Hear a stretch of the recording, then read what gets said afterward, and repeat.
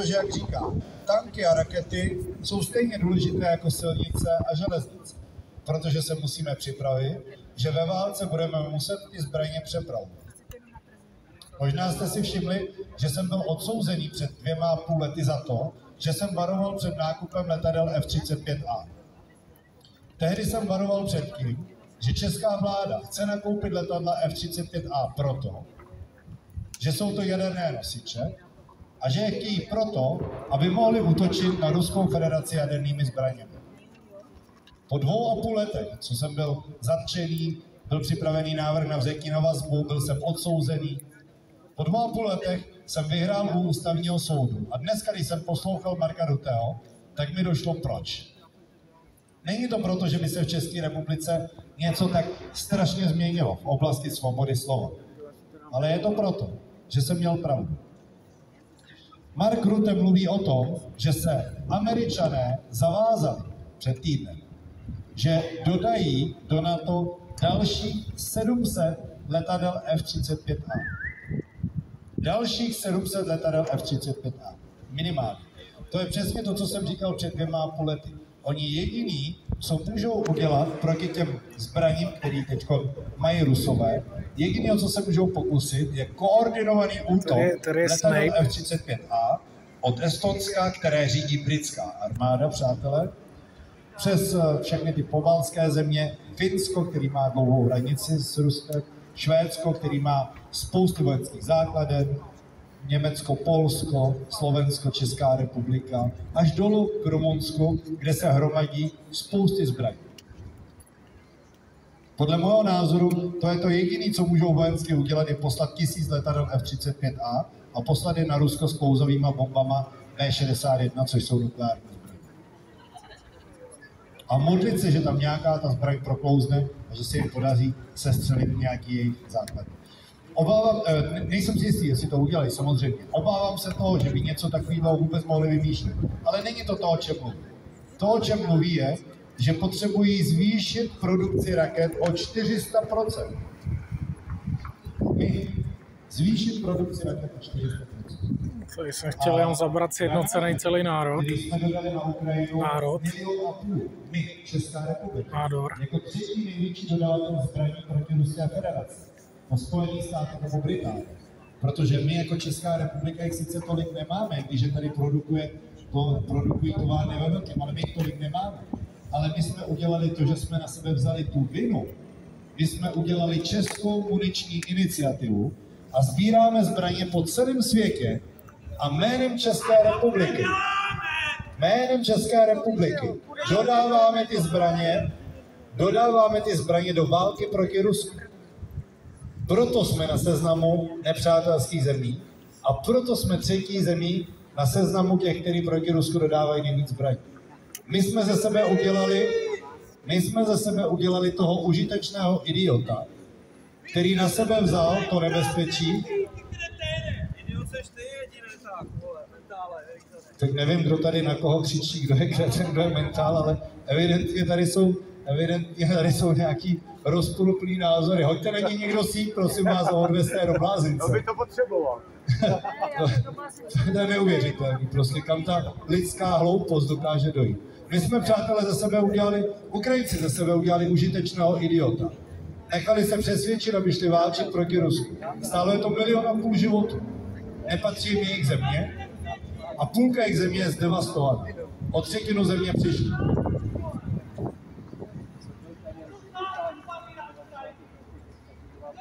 Pak si to vyříkat sem, jestli chceš, pak si to vyříkat sem a jestli budeš vyrušovat, tak zavoláme policii, aby tě odvedli. Takže přátelé, tak jako Ukrajinci ze sebe udělali užitečného idiota a nechali se vyprovokovat, aby šli válčit s Rusem. Říkali, že to bude vyhraný hned. Tak po 3 letech dochází Ukrajinci, hřbitovy jsou plný praporů, zdevastovaná země, 1,5 milionu matek, který brečí, protože ztratili syny, který ztratili svoje bratry, který ztratili svoje manžely. Spousty dětí, které nemají táty. Dokonce víte, teď Rusové přivezli těch 6 000 zmrzlých těl na ukrajinské hranice a Ukrajinci ani nechtěli převzít, protože by museli zaplatit 2,1 miliardy dolarů těm obětem těch rodin, tak čekají, protože oni na to mají jenom 3 roky ty oběti, aby si mohli přihlásit. A my, jako užiteční idioti, jsme na sebe vzali to, že sbíráme po celém světě zbraně, aby se to naším jménem dávalo proti Rusku. Danuše Nerudová v Evropském parlamentu mluví o tom, že z České republiky se stala velmoc v produkci zbraní. Že ve Škodovce místo aut se budou vyrábět zbraně. Protože to je teď hnací motorem Evropy. Především České republiky.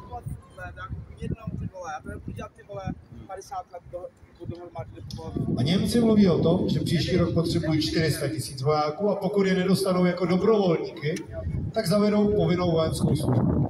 Chorvaté, etnicky nejčistější národ v Evropě, jenom kdybyste nevěděli, jakým způsobem se jim povedl nacismus. Chorvaté už povinnou vojenskou docházku zavádí. Česká republika bude samozřejmě na řadě. A teď, přátelé, v téhle situaci, kdy člověk by musel být naprosto slepý, aby neviděl, že země bude ekonomicky zdevastovaná a jediné, do čeho se bude investovat, na místo sociálních dávek a důchodů, bude výroba zbraní a oprava silnic a železnic, aby se ty zbraně přes Českou republiku mohly dovážet na to bojiště, že budeme vyrábět zbraně a můžeme se modlit, jestli Rusové nezačnou se střelovat ty továrny rovnou v České republice, tak jak to dělají na Ukrajině. Tak v této situaci tady máme politickou scénu, kde všichni, komplet do jednoho, všichni mluví o tom, že nemáme jinou možnost, než se trvat k NATO. Všichni, podívejte se Tomio Okamura na CNN, na té největší propagandistické americké televizi, tak se ho tam ptali, pane Okamuro, a vy byste hlasoval, kdyby bylo referendum o setrvání České republiky v NATO, vy byste hlasoval pro vystoupení? A Okamura, ne, já bych nehlasoval, protože my v tuto chvíli nemáme jinou možnost, než zůstat v NATO. A na sociálních sítích Tomio Okamura píše o tom, že a Karla Maříková, jeho kolegyně, píší o tom, že oni taky chtějí investovat do zbrojení, ale na rozdíl od vlády Petra Fialy, oni chtějí investovat koncepčně. To je ten rozdíl mezi dnešní koalicí a mezi dnešní opozicí. Všichni chtějí, aby byli napojení na výrobu zbraní, aby jejich mecenáši jim dávali 10 miliony, protože dneska nejbohatší člověk Michal Strnad je zbrojař. Dokonce v Trikoloře máme jednoho vysoce postaveného člena zbrojaře. Všichni jsou napojení na penězovody z výroby zbraní. Přátelé, před 90 lety k nám poslali Heydricha. Proč? Aby tu Čechyště Švajne, aby je donutil, aby pořádně vyráběli zbraně, protože se jim nechtělo pracovat. Proto nám Němci dělali teror, aby jsme pro ně vyráběli zbraně. Dneska to děláme dobrovolně pro zisk, protože nás zradili naši politici. Poslali k nám na místo Heydricha generála Petra Pavla z NATO, který ho uplácejí roky 100 000 a ten nás vede do války. A všichni naši ostatní politici kývají a říkají, že se musíme bránit, že musíme zbrojit. Přátelé, skončím tenhle svůj začátek a poprosím pana doktora Sládka, aby vám přišel říct něco veselého, protože po tom, co jsem slyšel projev Marka Rutteho 3krát, vůbec nemám veselou náladu. Ale řeknu vám jednu věc. My s manželkou bydlíme v Srbsku, sem jezdíme pracovat. Jezdíme teď měsíc s doktorem Sládkem každý den v jiném městě. Včera jsme byli ve 2 městech, pak jsme ještě do 10 vysílali, takže pracujeme poměrně tvrdě pro Českou republiku.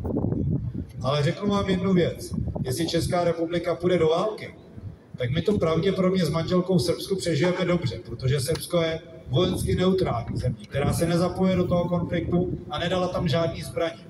S Rusy, s Číňany má velmi dobré vztahy, s Američany má velmi dobré vztahy a Evropská unie je největší importér ze Srbska, takže s Evropskou unií má také dobré vztahy. Takhle vypadá vojensky neutrální země. Jediná země, která v Evropě ekonomicky roste, protože se nezapojila do války a protože obchoduje se všema na základě bilaterálních smluv, ne na základě Evropské unie. řídí se sama, suverenisticky na základě bilaterálních smluv. Takže jestli dojde na ten konflikt, tak my se máme kde schovat. My máme kde přežít a máme kde žít v klidu. Ale jestli Česká republika... Můžu se vás zeptat, pane Vrábele, co bychom měli dělat? Za chviličku, domluvím to.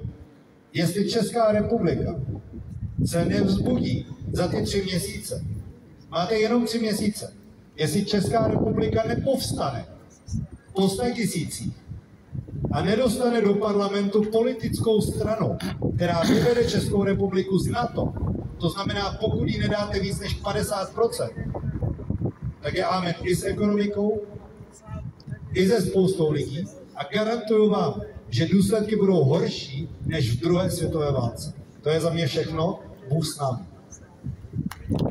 Za chvilku ale nic. Bůh s námi. Já už na to nemám nervy.